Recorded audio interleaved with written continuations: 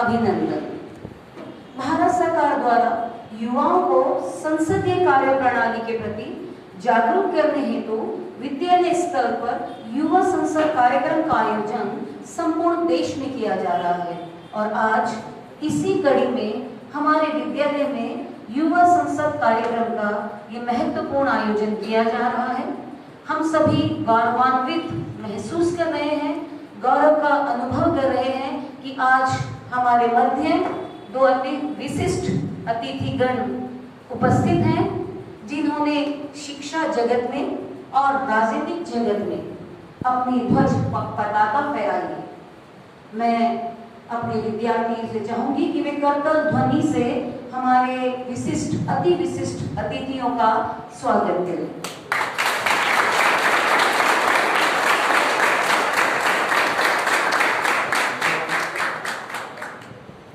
महोदय, किसी भी कार्यक्रम को शुभारंभ करने हेतु मां Saraswati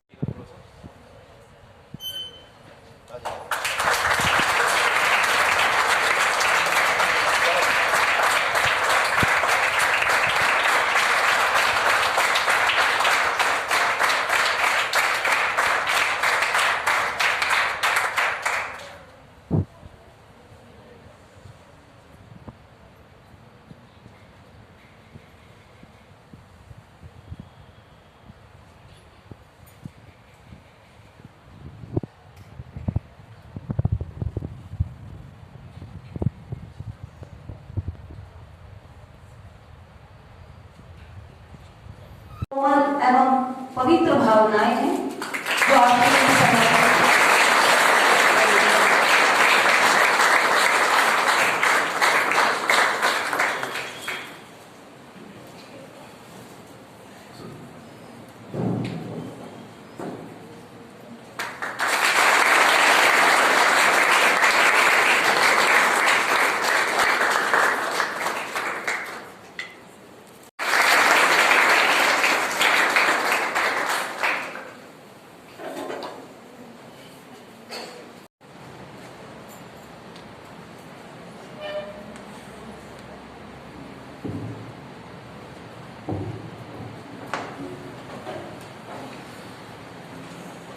Honorable members, a very good morning to all of you, and I welcome you all in Youth Parliament session. I hope this session will be fruitful. We begin today's session with oath for affirmation of newly elected members. Members to take the oath for affirmation, Secretary General, please.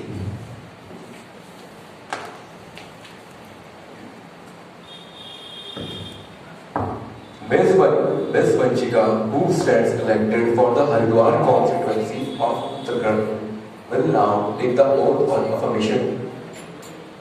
सदस्य के रूप में निर्वाचित हुई हूँ, ईश्वर की शपथ लेती हूँ कि मैं विधि द्वारा स्थापित भारत के संविधान के प्रति सच्ची श्रद्धा और निष्ठा रखूंगी। मैं भारत की प्रभुता और अखंडता अक्षुण्ण रखूंगी तथा जिस पद को मैं ग्रहण करने वाली हूँ उसके कर्तव्यों का श्रद्धापूर्वक निर्वहन करूंगी। Having been elected a member of the lower house of the Youth Parliament, do swear in the name of God that I will bear true faith and allegiance to the Constitution of India as by law established, that I will uphold the sovereignty and integrity of India, and that I will faithfully discharge the duty upon which I am about to enter.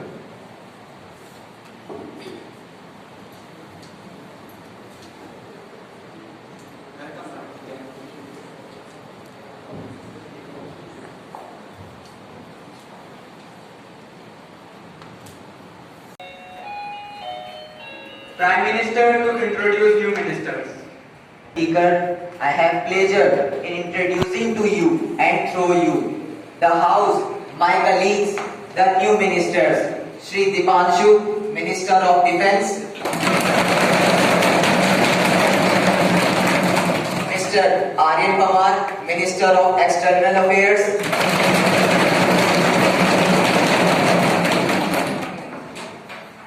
Now the question mark starts. Question number 21. Of production, protection technologies, cropping system based demonstrations, improved farm implements, tools, water saving devices, capacity building of farmers through training during cropping season, organizing events, workshops, publicity through print and electronic media. Currently, Nutri-Cereals is implemented in 212 districts of 14 states. I repeat, 212 districts of 14 states of the country. Ministry of Agriculture and Farmers Welfare, in collaboration with other ministries, departments of the Government of India, state, union territories, is focusing in investing in research, development, extension for creating awareness and motivating the stakeholders to enhance and improve the production, productivity and quality of the millets. That's all from my side, Honorable Speaker, sir. I hope now Mr. Divyansh get the proper clarification of his question. में प्रश्न करने का अवसर प्रदान करें। माननीय, मैं आपके माध्यम से युवा सरकार से यह पूछना चाहती हूँ कि उनकी सरकार द्वारा महिलाओं की सुरक्षा के लिए कौन से कदम उठाए गए हैं और कौन से उठाए जा रहे हैं। आज के इस दौर में हमारे घर की बेटियां अपने कार्यस्थल पर भी सुरक्षित नहीं है। जैसे हाल ही में कोलकाता में एक चर्चित मामला सामने आया। देहरादून में एक नर्स के साथ और महाराष्ट्र में 4 साल की बच्ची के साथ जी मानने 4 साल की बच्ची के साथ रेप हुआ और न जाने कितने ही ऐसे मामले हैं। इन मामलों की संख्या यही नहीं रुकी, ये दिन प्रतिदिन बढ़ती जा रही है। माननीय राष्ट्रीय महिला आयोग NCW ने पिछले साल महिलाओं के खिलाफ अपराधों की 28,811 शिकायतें दर्ज की। सर्वाधिक शिकायतें सम्मान का अधिकार श्रेणी में थी, जो घरेलू हिंसा के साथ साथ उत्पीड़न से संबंधित है। उत्पीड़न में 8,540 शिकायतें दर्ज हुई हैं और घरेलू हिंसा की 6,274 शिकायतें। माननीय, मैं आपके माध्यम से युवा सरकार से यह पूछना चाहती हूँ कि क्या न्यायिक प्रणाली और पुलिस महिलाओं के खिलाफ अपराधों को प्रभावी ढंग से सुलझा पा रही है या नहीं। माननीय, मैं अपने प्रश्न को आगे बढ़ाती हूँ, यह भी पूछना चाहती हूँ कि महिलाओं के खिलाफ अपराधों की रोकथाम के लिए उनकी सरकार द्वारा कौन सी नीतियां, कौन सी योजनाएं लागू की गई हैं। वर्तमान वित्तीय वर्ष के बजट में महिला सुरक्षा के लिए उनकी सरकार द्वारा कितना आवंटन किया गया है, क्या वह राशि पर्याप्त है, उससे अपेक्षित परिणाम प्राप्त हो रहे हैं। धन्यवाद। माननीय अध्यक्ष महोदय, मैं आपके माध्यम से विपक्ष के पूछे गए प्रश्न के संदर्भ में यह बताना चाहूंगी कि महिलाओं के खिलाफ बढ़ते अपराधों के रोकथाम के लिए हमारी सरकार द्वारा कई योजनाएं और नीतियां लागू की गई हैं, जिनके बारे में शायद विपक्ष को कोई जानकारी नहीं है और होगी भी कैसे। माननीय, ये जानना ही नहीं चाहते या जानते हुए भी नजरअंदाज करते हैं, क्योंकि इन्हें तो बस सरकार पर आरोप लगाने की आदत हो गई है। माननीय, मुझे लगता है कि विपक्ष को अपने प्रश्नों के लिए पूर्ण जानकारी प्राप्त करने की आवश्यकता है, क्योंकि मंत्रालय ने मिशन शक्ति एकीकृत महिला सशक्तिकरण कार्यक्रम की शुरुआत की है। एक मिशन मोड में अमरेला योजना, जिसका उद्देश्य महिलाओं की सुरक्षा और सशक्तिकरण के लिए हस्तक्षेपों को मजबूत करना है। यह योजना सरकार की महिला नेतृत्व वाली विकास की दृष्टि को साकार करने का प्रयास करती है, जिससे महिलाओं की जीवन चक्र निरंतरता के आधार पर प्रभावित होने वाले मुद्दों को संबोधित किया जा सके और उन्हें राष्ट्र निर्माण में समान भागीदार बनाया जा सके। इस योजना का उद्देश्य विभिन्न मंत्रालयों, विभागों और विभिन्न स्तरों की शासन व्यवस्था के बीच समन्वय, पंचायतों और अन्य स्थानीय शासन निकायों की अधिक भागीदारी और समर्थन और जन सहभागिता को बढ़ाना है। इसके अतिरिक्त यह सेवा वितरण की अंतिम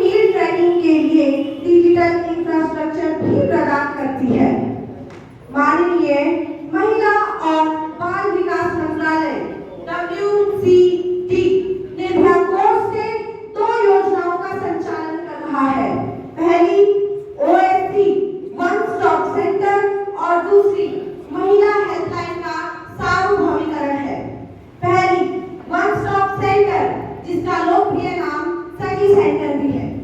माननीय, अब जैसा कि विपक्ष ने हम पर प्रश्न चिन्ह लगाया है कि हमारी सरकार के होते हुए देश में घरेलू हिंसा के मुद्दे सामने आ रहे हैं, तो मैं विपक्ष की जानकारी के लिए यह बता दूं कि यह केंद्र OSC, जिसमें महिलाओं को हिंसा के खिलाफ उनके साथ जो हिंसा हो रही है, जिसमें घरेलू हिंसा भी शामिल है, ऐसी महिलाएं उनसे हिंसा से प्रभावित एक छत के नीचे एकीकृत सेवाओं की श्रृंखला उन्हें प्रदान की जाती है, जैसे पुलिस सहायता, चिकित्सा सहायता, कानूनी सहायता और परामर्श, मनोसामाजिक परामर्श और अस्थायी आश्रय प्रदान करना।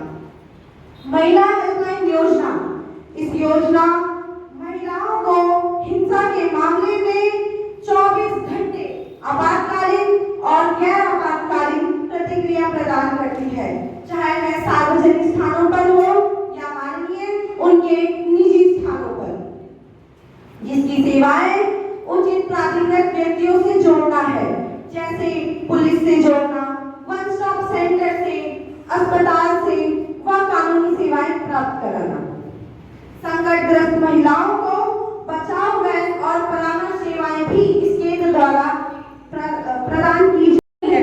आम आदमी महंगाई, बेरोजगारी जैसे मुद्दों की वजह से आज परेशान है, होगी भी क्यों नहीं। सरकार अपनी नैतिक और राजनीतिक समर्थन खो चुकी, लोगों का विश्वास इस सरकार के प्रति समाप्त हो चुका है।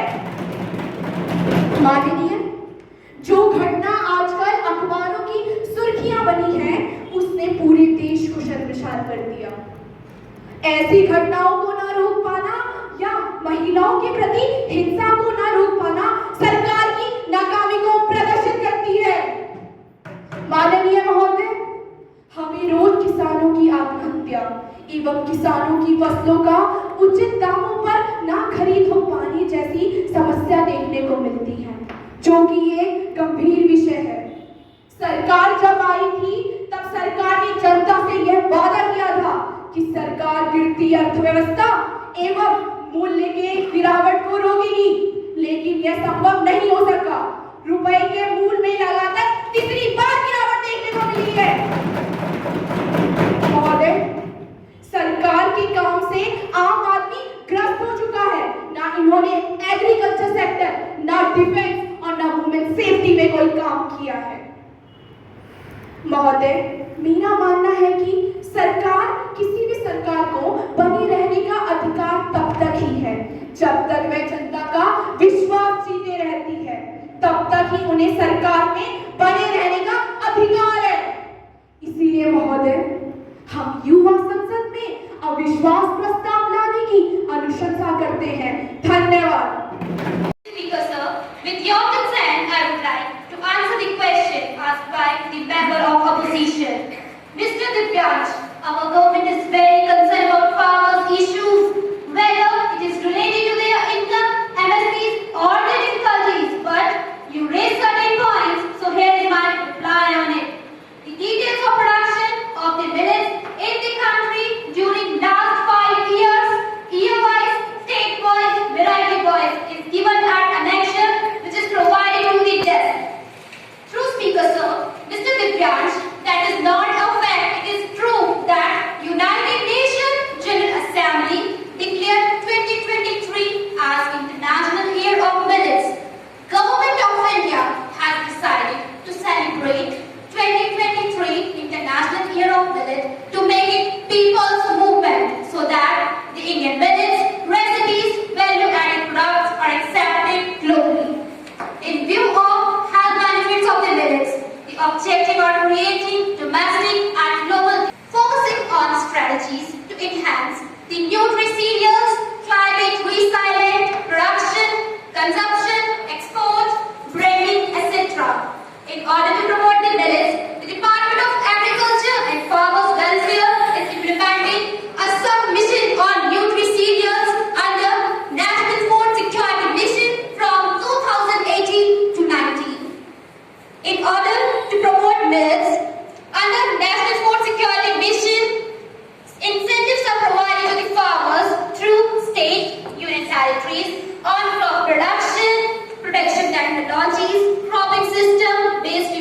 demonstrations, improved farm implements, tools, water-saving devices, capacity building of farmers through training during cropping season, organizing events, workshops, publicity through print and electronic media. Currently, Nutri-Cereals is implemented in 212 districts of 14 states. I repeat, 212 districts of 14 states of the country. Ministry of Agriculture and Farmers Welfare, in collaboration with other ministries, departments of the Government of India, state, union territories, is focusing in investing in research, development, extension for creating awareness and motivating the stakeholders to enhance and improve the production, productivity and quality of the millets. That's all from my side, Honorable Speaker, sir. I hope now Mr. Divyansh gets the proper clarification of his question. इतना आवेदन किया गया है, क्या वह राशि पर्याप्त है? उससे अपेक्षित परिणाम प्राप्त हो रहे हैं? धन्यवाद। Honorable Home Minister, please. धन्यवाद माननीय अध्यक्ष महोदय। मैं आपके माध्यम से विपक्ष के पूछे गए प्रश्न के संदर्भ में यह बताना चाहूंगी कि महिलाओं के खिलाफ बढ़ते अपराधों के रोकथाम के लिए हमारी सरकार द्वारा कई योजनाएं और नीतियां लागू की गई हैं, जिनके बारे में शायद विपक्ष को कोई जानकारी नहीं है और होगी भी कैसे। माननीय ये जानना ही नहीं चाहते या जानते हुए भी नजरअंदाज करते हैं, क्योंकि इन्हें तो बस सरकार पर आरोप लगाने की आदत हो गई है। माननीय, मुझे लगता है कि विपक्ष को अपने प्रश्नों के लिए पूर्ण जानकारी प्राप्त करने की आवश्यकता है, क्योंकि मंत्रालय ने मिशन शक्ति एकीकृत महिला सशक्तिकरण कार्यक्रम की शुरुआत की है। एक मिशन मोड में अमरेला योजना, जिसका उद्देश्य महिलाओं की सुरक्षा और सशक्त। Honorable Speaker, sir, on why most people will actually benefit and not lose from the removal of indexation. Mr. Tripathi, you focus on the removal of indexation, but overlook significant reductions in the tax rate from 20% to 12.5%. Even without indexation, the reduction in the tax rate will benefit most investors.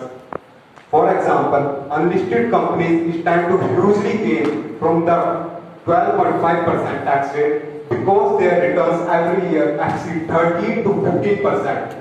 And that's why they have welcomed this change for the removal of indexation. I strongly believe that even in real estate, a vast majority of people will benefit. Because if your property's value has doubled or more, Mr. Tripathi, the 12.5% rate will be lower taxes for you even without indexation. Our goal is to simplify the tax system and make it easier for everyone. But the old indexation system was complex and often confusing. That's why the new tax system offers a clear choice to all taxpayers. A flat 12.5% rate or a traditional 20% rate with indexation benefit. This allows everyone to choose what works best for them.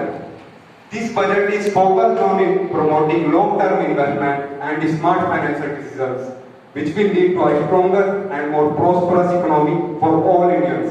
कि आपके हक क्या हैं, आपके कर्तव्य क्या हैं और आप किस तरीके से अपनी सरकार पर दबाव डाल सकते हैं जनहित का निर्णय लेने में। इस सब के पीछे केवल और केवल संप्रभु जनता की शक्ति शामिल है। ऐसे आयोजन इस संप्रभु शक्ति को और अधिक बढ़ावा देने का प्रयास करते हैं, इस दिशा में एक कदम उठाते हैं।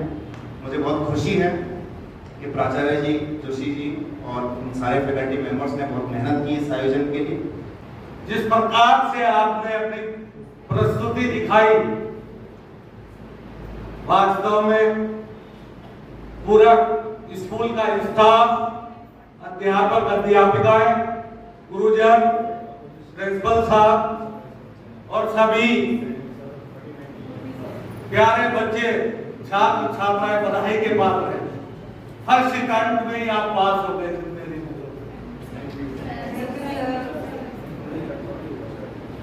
माननीय अध्यक्ष जी की प्रस्तुति वास्तव में लाजवाब थी। मैं भी 10 साल विधायक रहा हूं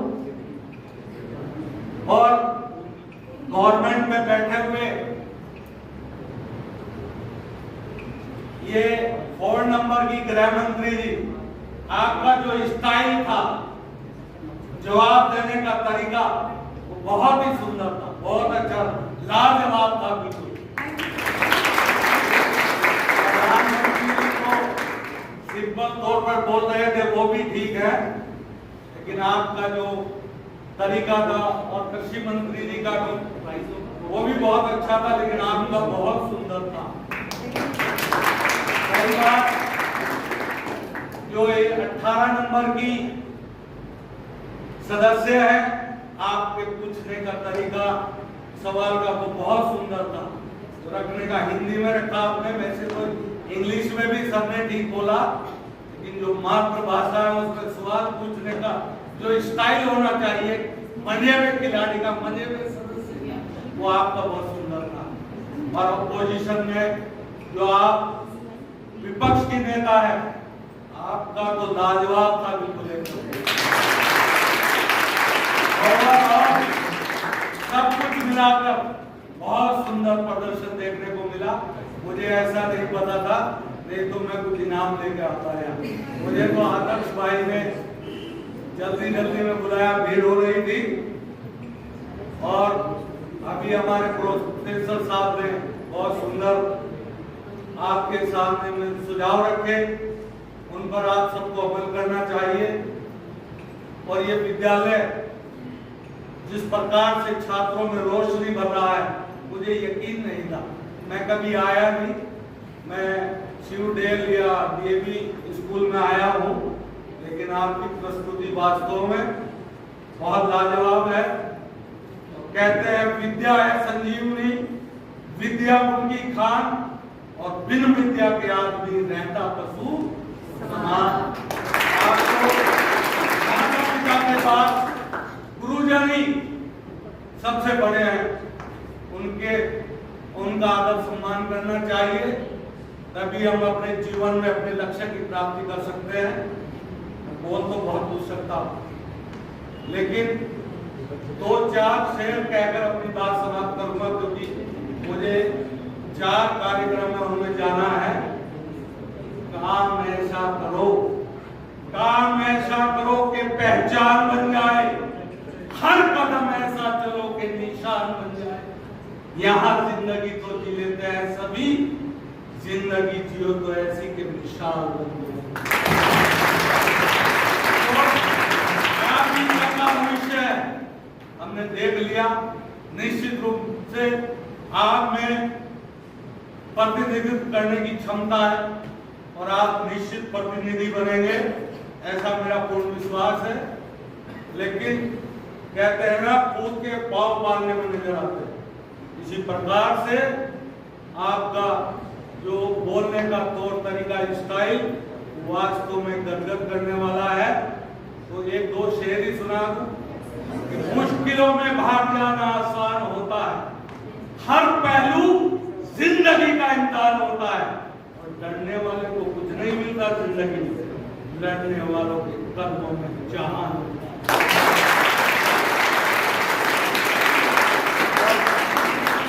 जब टूटने लगे हौसले, तो ये याद रखना, बिना मेहनत के हासिल तक तो ताज नहीं होते। ढूंढ लेना अंधेरे में मंजिल अपनी, जुगनू कभी रोशनी के मोहताज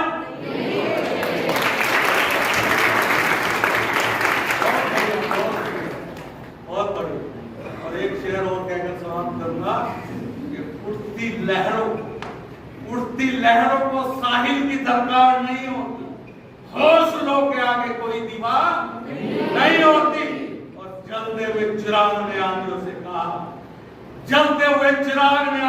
कहा, हिम्मत है तो बुझा के दिखा, मुझे जलने के लिए कोनों की दरकार नहीं होती। और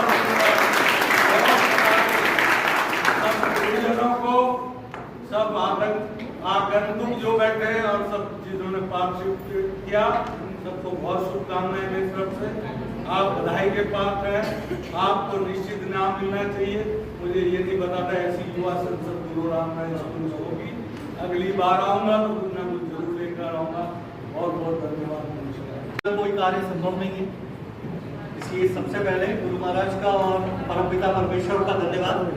माननीय विधायक महोदय श्री संजय गुप्ता जी और हमारे गुरुजन श्री विनय थपलिया जी का बहुत बहुत धन्यवाद। एक बार उनके लिए बहुत जोरदार तालियां।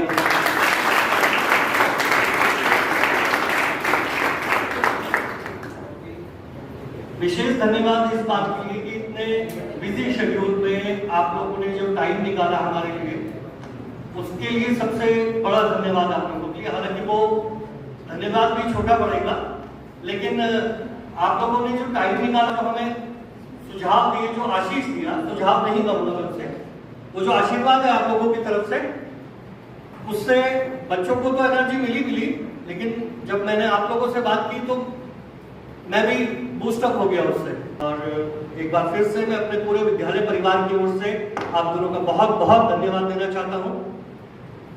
बहुत बहुत धन्यवाद सर। और एक बार फिर से सभी हमारे अतिथियों के लिए एक बार क्लैप कर दीजिए।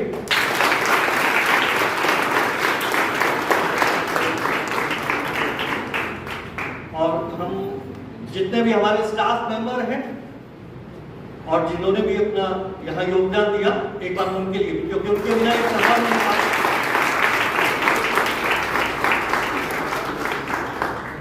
जरूरी नहीं है कि जो यहाँ हेल्प कर रहे थे टीचर, उन्हीं का धन्यवाद मैं दे रहा हूँ। मैं सभी स्टाफ मेंबर का धन्यवाद दे रहा हूँ, क्योंकि वो तभी यहाँ पे अपना समय दे पाए क्योंकि उनके बदले के जो पीरियड थे या जो और कोई काम था वो अरेंजमेंट में दूसरे टीचर गए।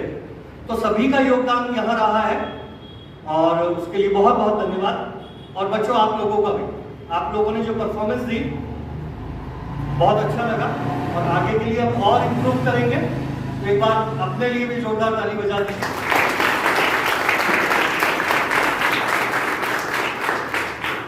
अब मैं सभी से निवेदन करूंगा, हम जैसा हमारी परंपरा है कार्यक्रम का समापन राष्ट्रगान से हम करेंगे, तो सभी अपने अपने स्थान पर खड़े हो जाएं और राष्ट्रगान के बाद